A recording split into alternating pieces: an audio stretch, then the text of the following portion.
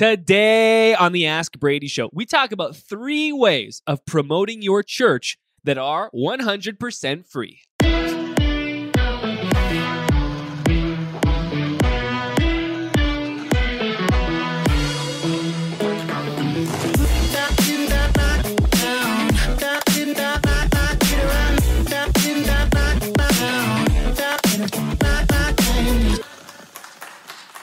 Well, hey there, Pro Church Nation, and welcome to the Ask Brady Show, episode number 40. Yep. We've got 4 great questions for episode 40 from the people of Pro Church Nation, and I'm joined as always, to my left, your right, it's Roxanne. It's true.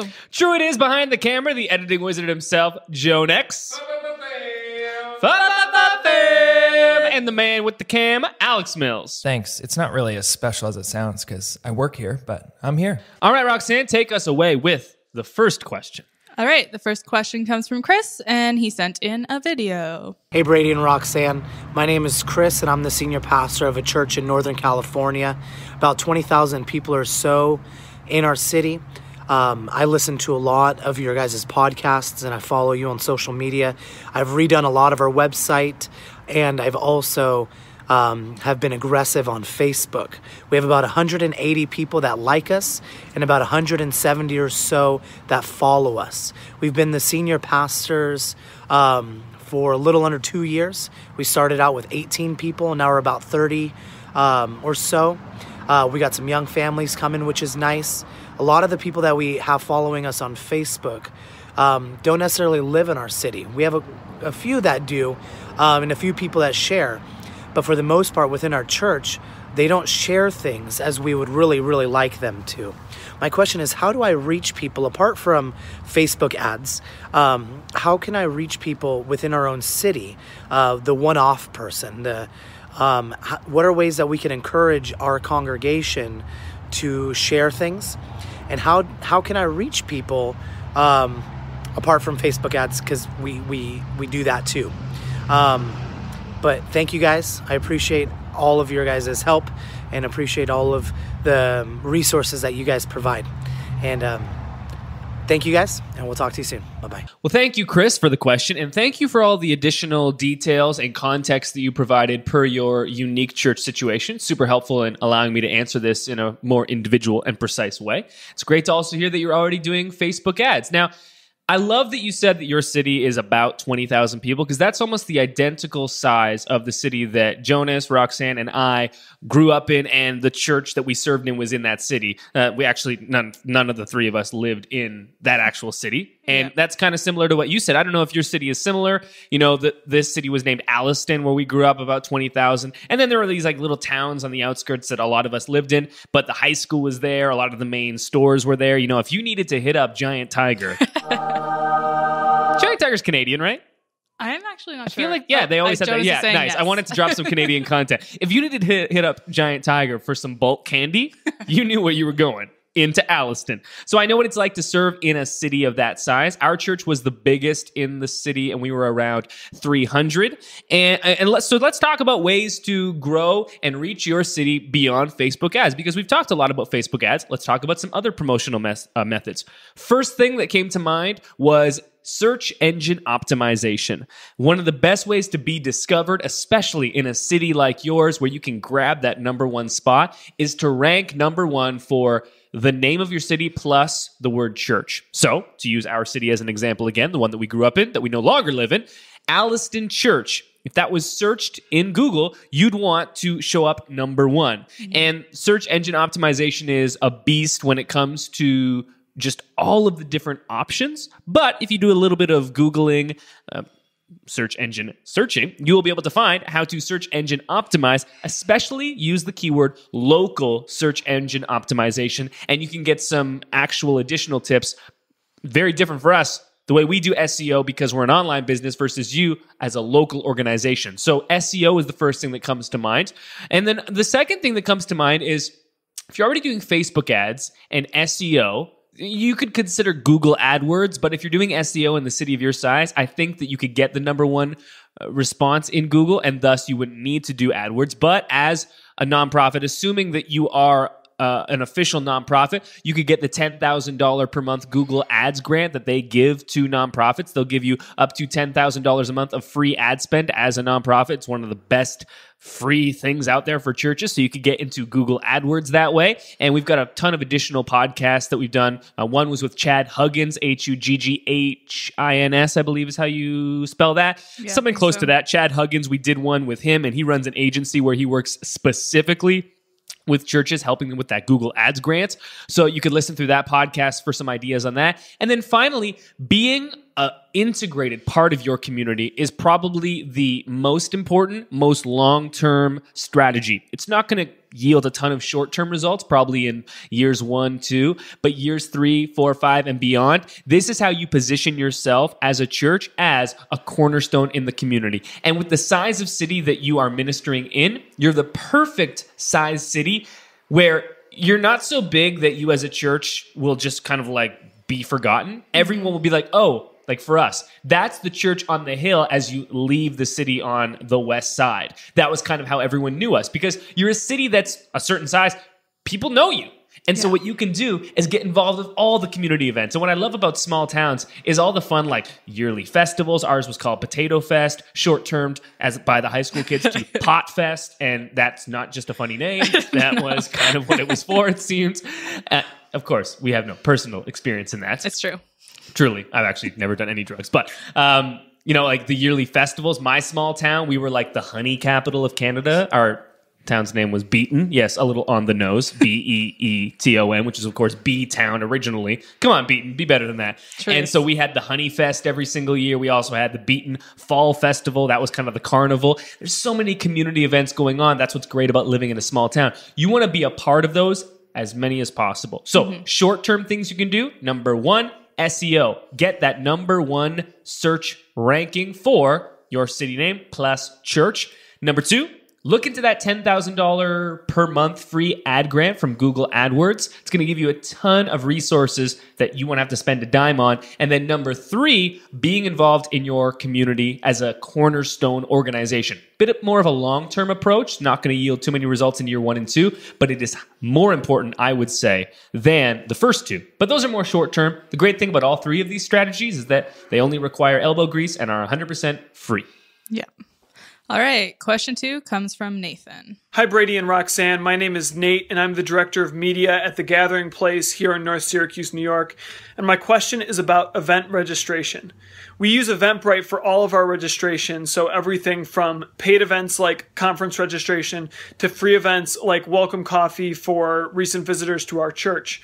And this is great. It keeps all our registrations in one place, but it's a click that takes people away from our website. Now, we host our website on Clover, and they recently released a form that we can embed in any of our pages so that we could do registrations right there. So my question is it better to have all your registrations in one place, or is it better to keep people on your website?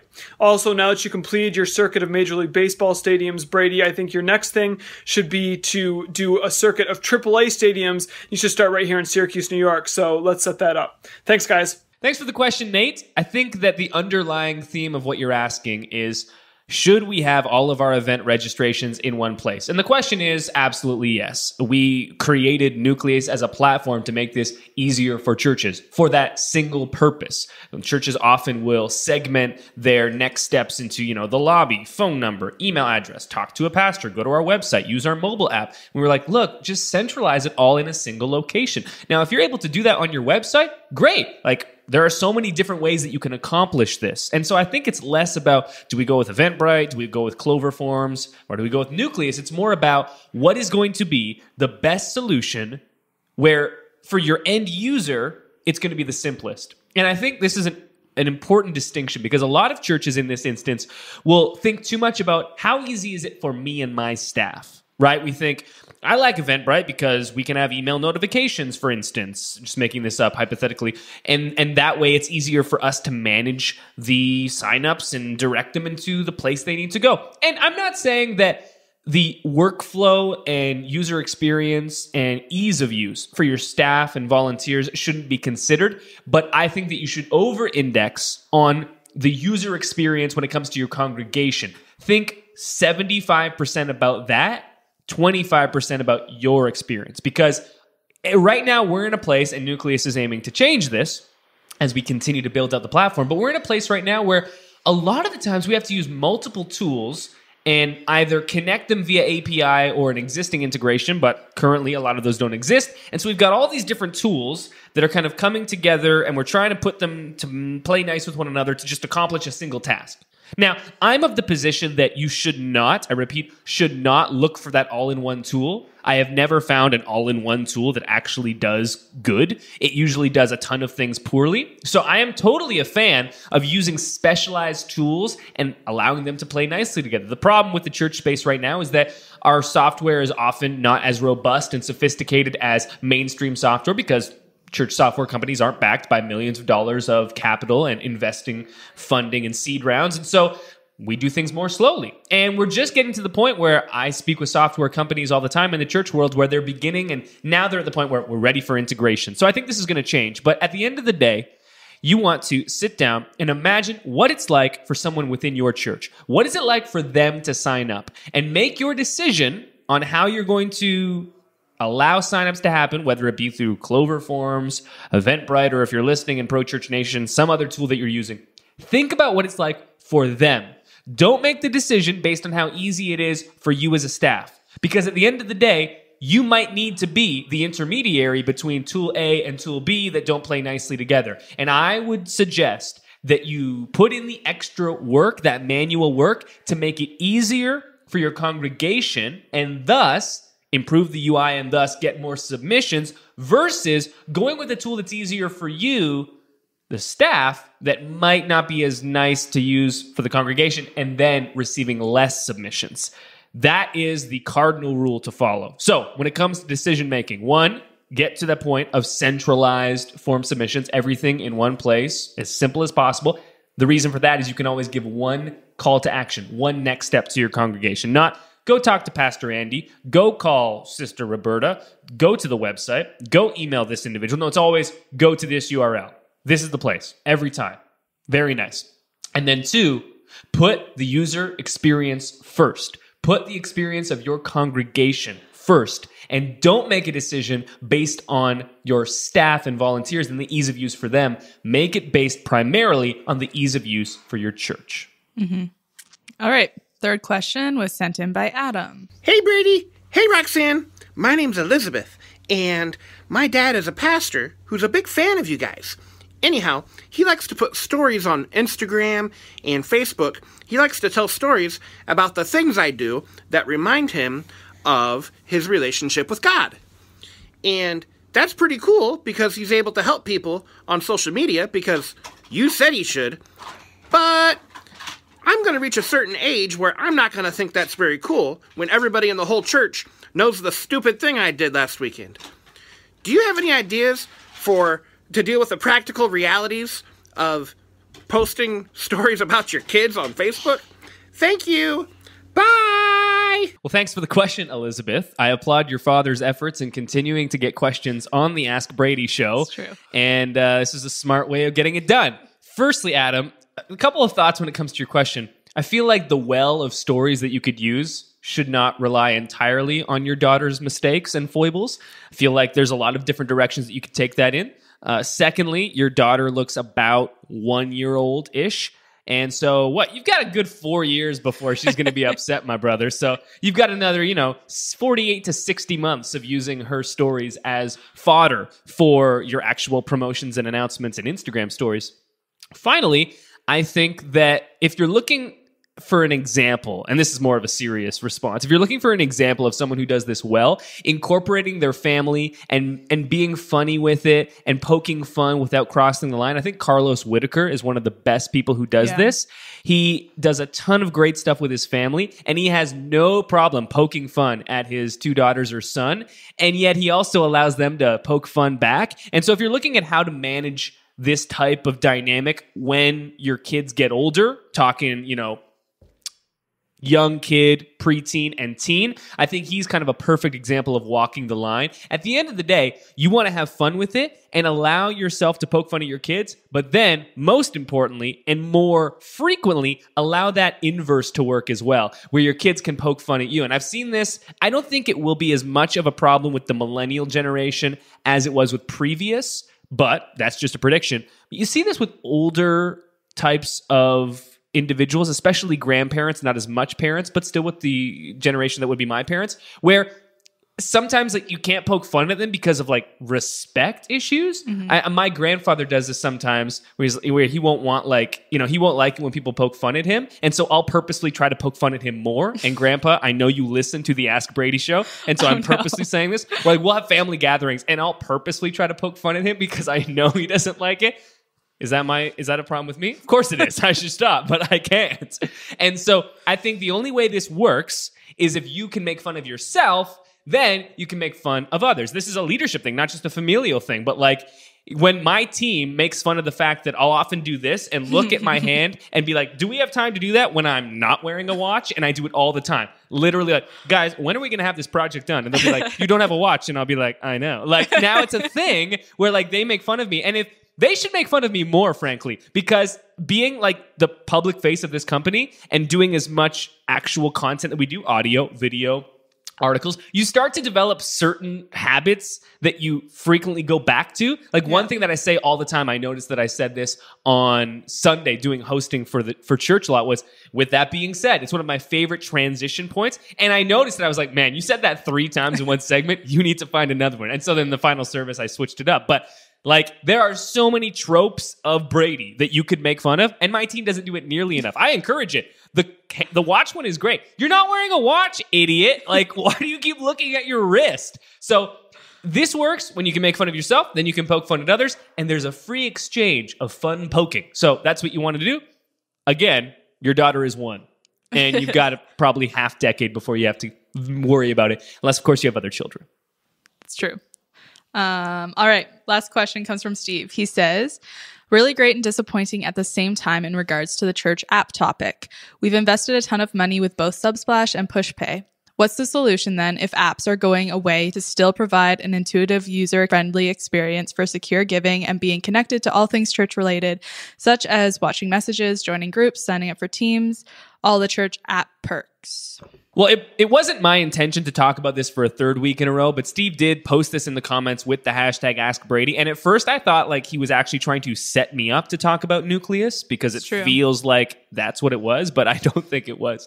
The reason that we built Nucleus was as partly an alternative to the traditional mobile app. Mm-hmm. The reason that apps got so popular and continue to be popular, but the reason that they became popular in the first place was apps were able to do so much that a traditional, typical internet browser could not. Now, with the advent of HTML5 and more advanced web languages, that's no longer the case. You can do anything that you can do in an app in a mobile browser.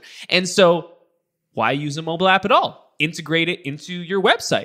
And that's kind of what Nucleus is all about, using your website as the one-stop shop for all of these kind of advanced things that websites don't typically do. Signups, integrations, giving, event registration, watching, robust media content like messages. Well, now websites can do that. So let's create a website builder that allows for that and is all built into one, so you don't have to pay for multiple platforms, and so you can do it all in one. That's what Nucleus is all about. We're not open right now. We are going to be relaunching in the new year, but just yesterday, 2 days ago, we launched the new version of Nucleus to our existing users. So just to tell you a little bit of the story of Nucleus, we opened up for the first time on April 25th, 2017, and we were open for 1 week. And basically, we were inviting beta users onto the platform to become what we call charter churches, because it has a nice alliteration. What is that alliteration when it's like the first 2 letters of each? That's like... Are you sure that has a different name?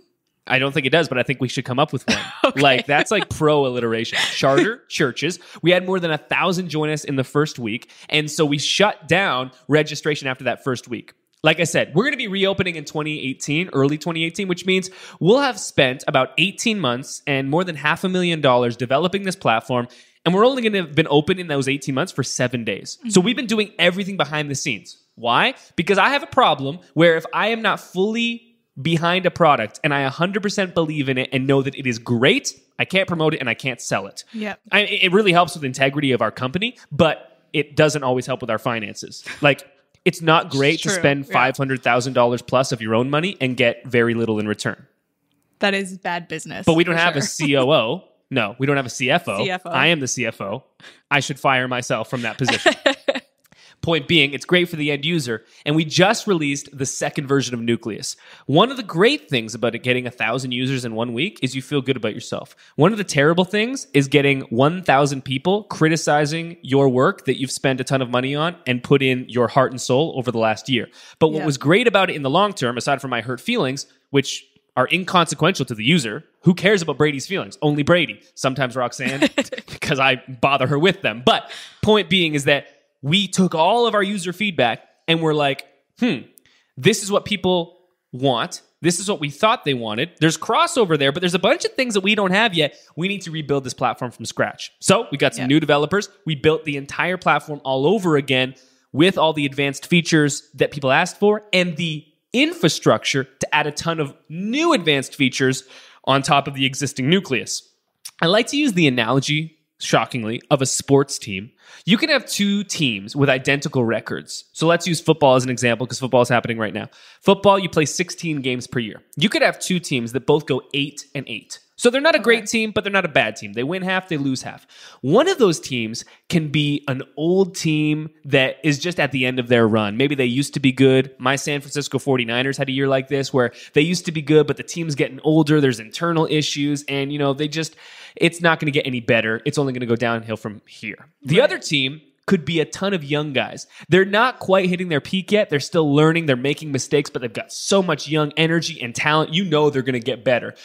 Nucleus V1 was the old team where we had maxed out its capabilities by building it over a year behind the scenes with no users. And moving forward, it was probably not going to be the platform we needed. The new version of Nucleus is that young, exciting team that's only going to go up. On the outside, both have the exact same record. Both look pretty similar, but one has the infrastructure to grow and win in the future. The other did not. So that's what the new Nucleus platform has.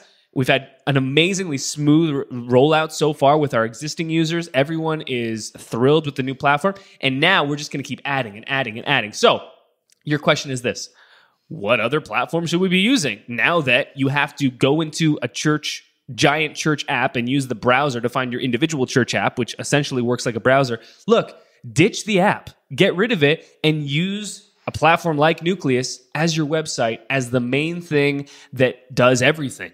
One single landing spot. Every single call to action can be go to mychurch.com. Everything is there.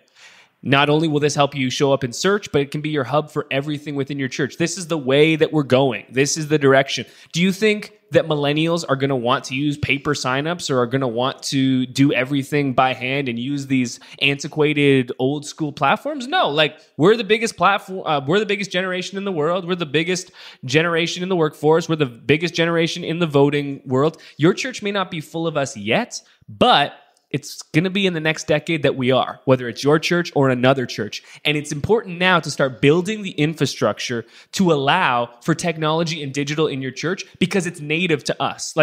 It's just the way I do everything. And so if your church isn't going to allow for that, it's going to be tough. To use this as an example, I've used this before. I'll say it again. I started going to counseling 3-4 months ago. The reason I chose the counselor that I did, and I had, a dozen different options, is because my counselor had an online booking calendar. Oh, that's the best. It is the legit only reason I went with him. Because I didn't know what made a good counselor and what didn't. I'd never done it before. I went with him because he had an online booking calendar, and I didn't have to call someone because the first person I did try calling, they didn't pick up, and I was like, well, that's annoying. I'm not going to call back. Found a booking calendar. I've been with him ever since. So he got my business and our relationship entirely because of his website. Your church's website is the most important marketing tool that you have. Your church's website is the number one way that you're making a first impression every single week. Sometimes you make a first impression, word of mouth, but the majority of the time, it's going to happen through your website.